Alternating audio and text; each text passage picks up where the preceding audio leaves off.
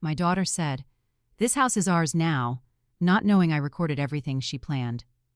I was sitting in my favorite armchair, the wingback with the worn velvet piping that my late husband, Arthur, had reupholstered with his own hands 20 years ago.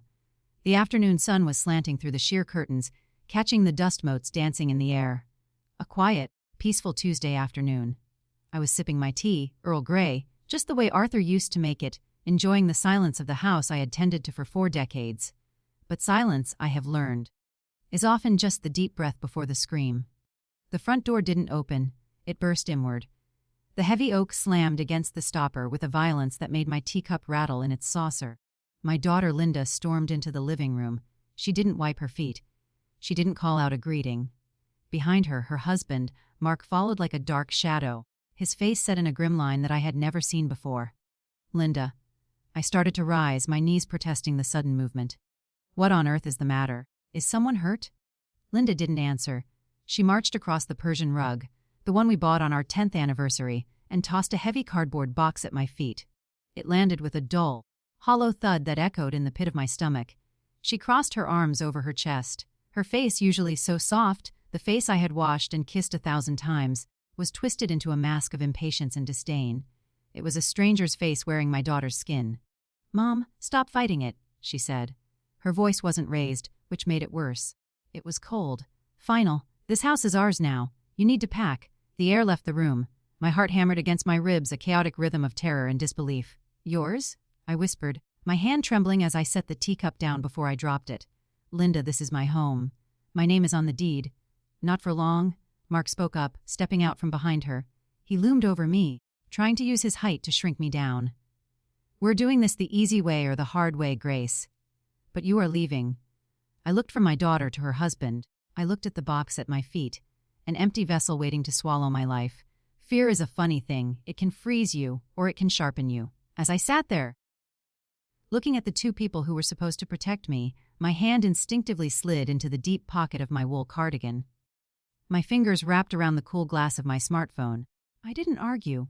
I didn't scream. I simply pressed the side button 3 times, activating the voice recorder shortcut my grandson had set up for me months ago. "You think I'm just going to leave?" I asked, keeping my voice steady, ensuring the microphone would catch every syllable. "You don't have a choice," Linda sneered. As she glared at me, I realized the little girl I raised had been replaced by a stranger, and I knew, with a sudden, icy clarity, that I had to survive her. But that was only the beginning of my heartache. To understand why that cardboard box felt like a coffin, you have to understand the walls that surrounded it. This wasn't just real estate. This wasn't just equity to be cashed out. This house was the museum of my life. I let my eyes drift to the hallway as Linda and Mark began arguing in the kitchen about which boxes to bring in next. 40 years. That's how long Arthur and I had lived here. We bought this place when we were young, foolish, and broke. It was a fixer-upper, the realtor had said, a polite way of saying it was falling apart. But Arthur saw the bones, he saw the soul. We scraped and saved every penny, eating rice and beans for 2 years just to afford the down payment. I remembered the weekend we sanded these floors. We were covered in sawdust, laughing, eating pizza on the bare wood, because we couldn't afford furniture yet. I remembered the smell of the varnish, the way the sunlight hit the grain when we were finally finished. I looked at the pantry doorframe. It was covered in layers of white paint now, but I knew that underneath, penciled directly onto the wood, were the height marks of my children. Linda, age 3. Linda, age 5. Linda, age 10. Every inch of her growth was recorded in the very structure she was now trying to steal. And the garden, oh, the garden. Arthur had planted the rose bushes in the backyard the year before he passed. He was sick then, his hands shaking, but he insisted on digging the holes himself. "So you'll have something beautiful to look at when I'm gone, Grace," he had said. Those roses were in bloom right now. Deep velvet red. This house held the echo of Arthur's laughter. It held the ghost of his pipe smoke in the den. It held the silence of the nights. I learned to sleep alone after the funeral. It was my independence. It was my sanctuary. It was the only place on this earth where I still felt Arthur's hand in mine. Losing this home wouldn't just be a change of address. It would be an erasure. It would mean erasing my history, my sacrifice, and becoming a guest in a world that no longer respected me. I sat in my chair, gripping the phone in my pocket, and felt a surge of protective fury. I had fought to pay off this mortgage while working double shifts at the hospital. I had fought to keep the roof patched and the taxes paid. I wasn't going to let them take it just because they were loud and greedy. But as I looked at Mark pulling books off my shelves with careless hands, I realized this plan hadn't started today. Little did I know the seeds of this betrayal had been planted months ago. Hindsight is a cruel mirror. As I watched them invade my space, the memories of the last few months rearranged themselves, forming a picture I had been too blind to see. It started with the concern. About 6 months ago, Linda stopped coming over just to chat. Every visit came with a critique. She would walk into the foyer and frown at the staircase. "Mom, these stairs are getting awfully steep, aren't they?" she would say, watching me descend. "I worry about you slipping. It's a long way down." "I've been walking these stairs for 40 years, Linda," I would reply with a smile. "My legs are strong." But she would just shake her head, a performative sigh escaping her lips. "Accidents happen so fast, Mom. You have to be realistic." Then came Mark's gaslighting. He began pointing out messes that didn't exist. He would come over to fix a leaky faucet or change a light bulb, and he would come back shaking his head. "Grace, the basement is a disaster," he'd say. "You're hoarding things down there. It's a fire hazard. Your mind. Are you forgetting to throw things away?" I would go down to the basement later and find it exactly as I left it, organized, tidy, boxes labeled in Arthur's neat handwriting. But Mark's words planted a seed of doubt. Am I slipping? Am I forgetting? The shift in their behavior was subtle but undeniable. They stopped coming over for Sunday dinners to eat. For years, Sunday roast was our tradition. But lately, they barely touched their food. Instead, their eyes were constantly roving. They looked at the windows, checking the seals. They looked at the roofline, discussing shingles. They looked at the hardwood floors, discussing refinishing costs. I thought they were helping me maintain the place. I thought it was love.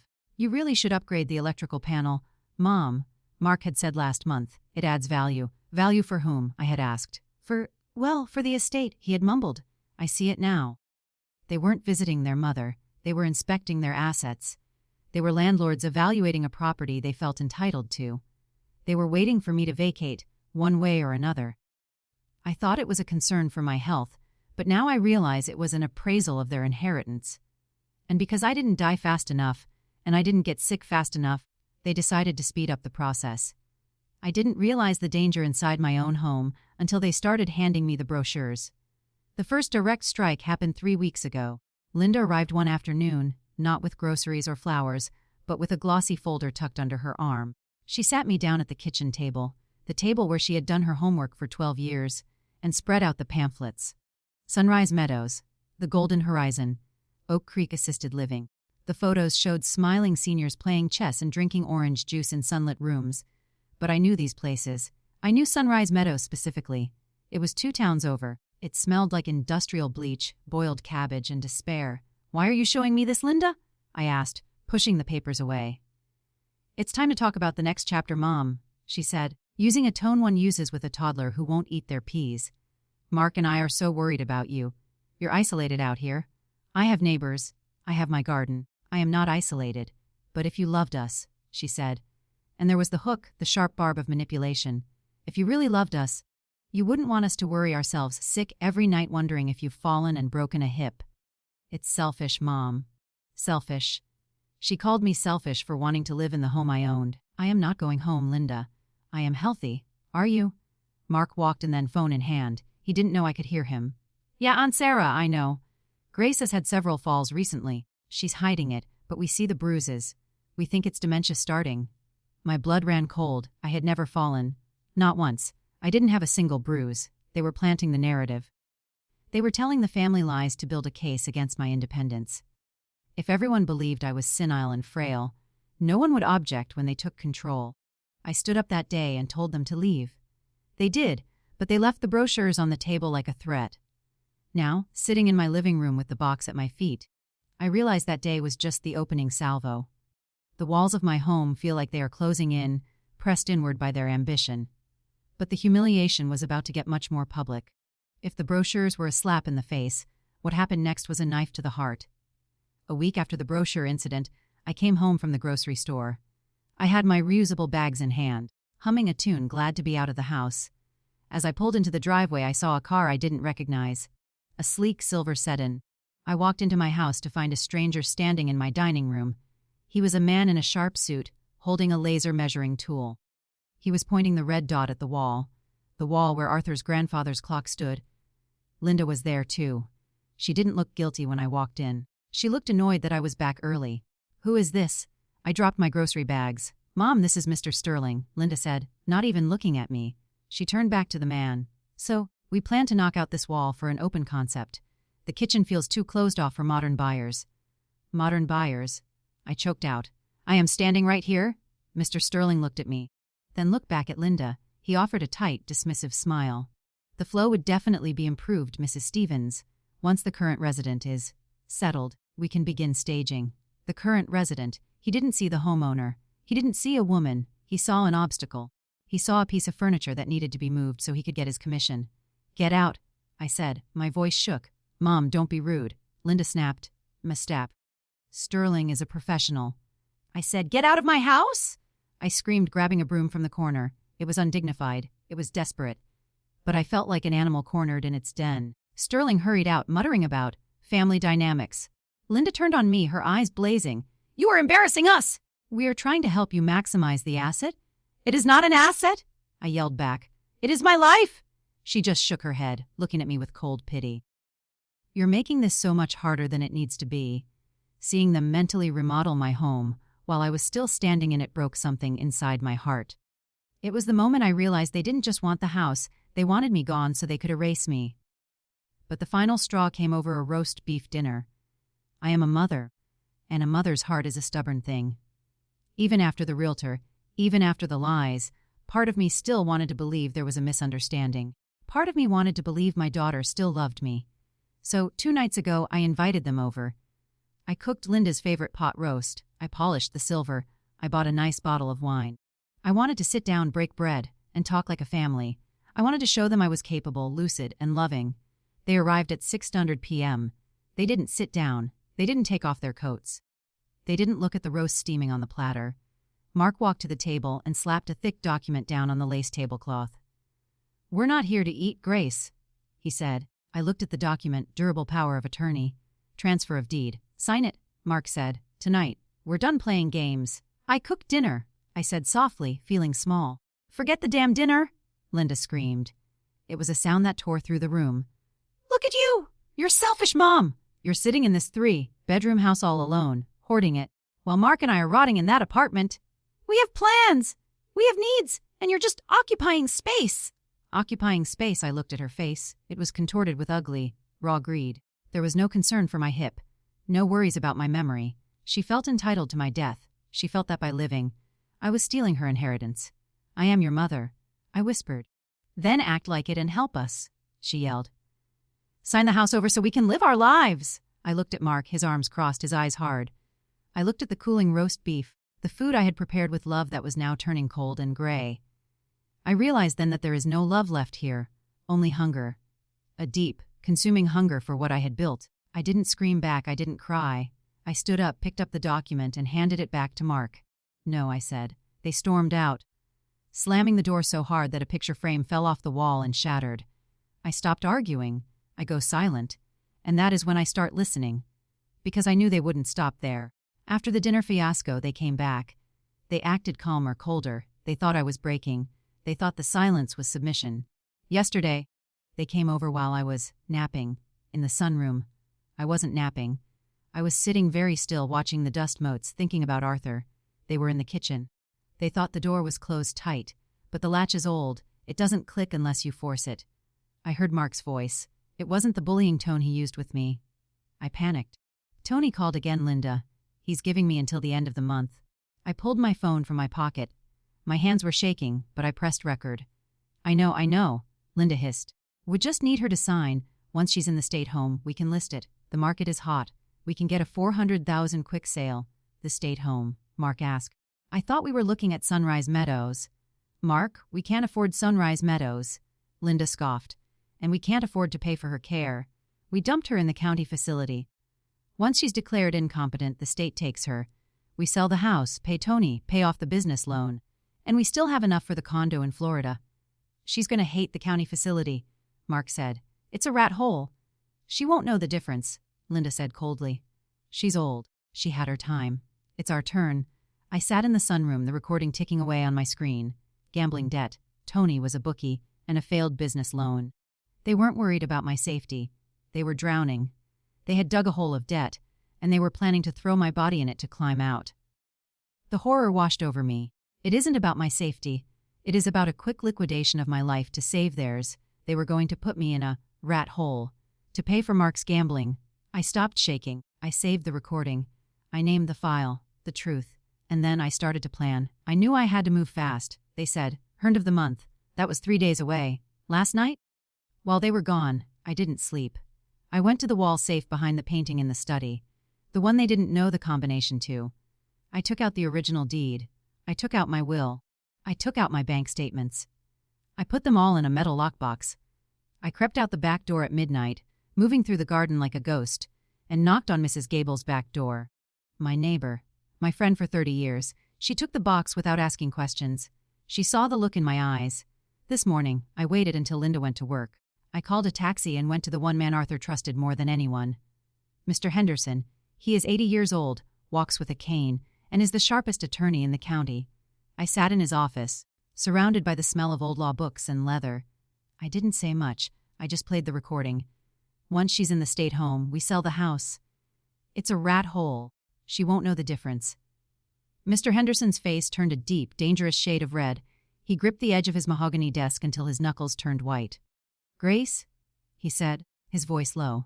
Arthur would have skinned them alive. "Arthur isn't here, Henry," I said. "I am." He drafted the papers immediately. A revocation of any implied permissions, a cease, and a restraining order contingent on the threat of elder abuse. "They are coming on Friday," I told him, with a notary. "Good." Henry smiled, a shark-like grin. "Let them come. I'll be close by." I returned home. When Linda came by later to check on me, I was sitting on the couch, staring at the floor.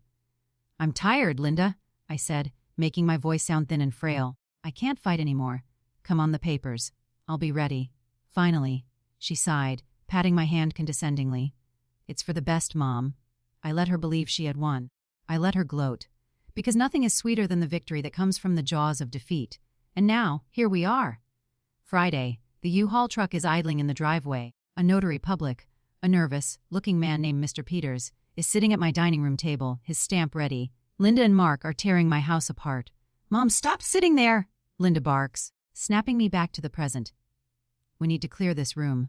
Mark, grab that lamp. They start grabbing boxes I haven't packed. Mark picks up a box of my porcelain figurines, Ladros that Arthur bought me for every anniversary. He dumps them into a black trash bag. The sound of shattering porcelain tears through me. "Careful," I cry out, standing up. "It's junk, Grace." Mark sneers. "It's all junk." He steps close to me. He is a big man. He looms over me physically, using his size to intimidate. "Sign the papers, Grace," he growls. "Now, or I swear to God, I have a doctor friend who will sign a paper saying you're incompetent by this afternoon. And then you won't go to the county home. You'll go to the psych ward." The threat hangs in the air. The notary looks down at his shoes, uncomfortable but too cowardly to intervene. Linda is smirking. She is holding the pen out to me. "Sign it, Mom. Be a good girl." The tension is a physical weight in the room. The pen hovers over the paper. The deed to my home. The deed to my life. I reached out. I take the pen, and I set it down on the table. "No," I say. "What did you say?" Mark's face goes purple. I said no. I reach into my pocket. My hand closes around my phone. "I'm not signing anything, but I want you to listen to something." The room goes quiet. Even the hum of the refrigerator seems to stop. I hold the phone up. I press play. I turn the volume all the way up. Mark's voice booms through the dining room, clear and undeniable. "Once the old hag is in the state home, we sell the house, pay the bookie, and keep the rest." Linda gasps. It's a wet, choking sound. The recording continues. "She's going to hate the county facility. It's a rat hole. She won't know the difference. She's old. She had her time. It's our turn." I let it play to the end. I let the silence that follows stretch out until it is screaming. I look at the notary. Mr. Peters has stood up. His face is pale. He is staring at Mark and Linda with absolute disgust. I look at Linda. Her face has drained of all color. Her mouth is opening and closing like a fish out of water. I look at Mark. He is frozen like a statue, his eyes wide, realizing the trap has snapped shut. "The old hag," I say, my voice steady and strong, filling the room Arthur built, "is staying right here. But you two are leaving." "Mom," Linda whispers, stepping forward. Mom, that was taken out of context. Context? I laugh. A bitter, sharp laugh. You called my home a cash cow and my future a rat hole. I think the context is clear. I point to the door. Get out. You can't do this, Mark shouts, panic setting in. We have debts. We have gambling debts? I finished for him. I know, Mark. And I suggest you figure out how to pay Tony the bookie without my equity. Mr. Peters, the notary, starts packing his bag. I am leaving, he announces. And for the record, I will be filing a report with Adult Protective Services regarding coercion and elder abuse. I want no part of this. Wait. Linda grabs the notary's arm. He shakes her off and walks out the door. I picked up a folder from the side table, the one Mr. Henderson gave me this morning. This, I say, holding it up, is a copy of my new will. Linda freezes. New will. Mr. Henderson filed it this morning. If anything happens to me, if I fall, if I die, if I disappear, this house and every penny I have goes to the St. Jude's Children's Hospital. You get nothing, not a dime, not a shingle. The collapse is immediate. Mark turns on Linda. You said she was Sunnyel. You said she wouldn't know. Shut up, Mark! Linda screams. I'm ruined. Mark yells, pacing the room, running his hands through his hair. Tony is going to break my legs? That sounds like a personal problem, I say coldly. I watch their marriage and their scheme crumble in my living room. The greed that held them together has turned into panic that is tearing them apart. Mom, please. Linda cries, realizing the money is gone. We're family. No, I say. We share blood. But families don't treat people like trash. They tried to stay. They tried to argue. We won't leave, Mark shouted. We have rights. We've been living here. You have been guests, I corrected. And now you are trespassers. I walked to the front door and opened it wide. The cool afternoon air rushed in, cleansing the house of its toxicity. Leave, I commanded. Linda tried to switch tactics. The anger vanished, replaced by fake tears. She fell to her knees, grabbing my hand. Mom, please! We were just desperate. We didn't mean it. I love you! Don't throw us out on the street. I looked down at her. I saw the daughter I had nursed through fevers. I saw the daughter I had walked to the bus stop. And I saw the woman who planned to put me in a rat hole. I pulled my hand away. You meant every word, Linda, I said softly. You were willing to throw me away like trash to save yourself.